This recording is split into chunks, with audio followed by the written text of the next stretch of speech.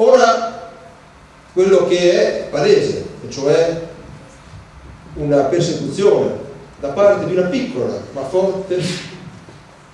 area della magistratura, una strumentalizzazione della sinistra e soprattutto quel vecchio sistema di potere che sembra non voler eccedere mai,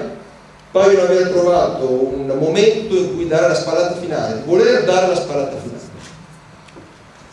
Il problema è che rischiano di trovare un alleato che per noi rischia di diventare micidiale, che è quella stupida, assurda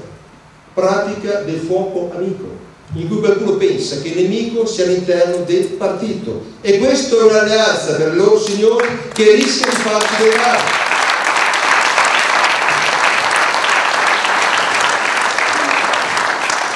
La presenza di ras del quartiere che scorazzano sui territori con le loro bande di bravi per attaccare non l'avversario politico,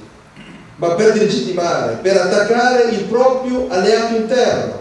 nella speranza che magari comunque tanto, se questo lo azzoppo, cresco solo io. Questo è un suicidio politico che fa male a noi, ma soprattutto in quelle centinaia di migliaia di milioni di elettori del popolo della libertà. Questo deve cessare.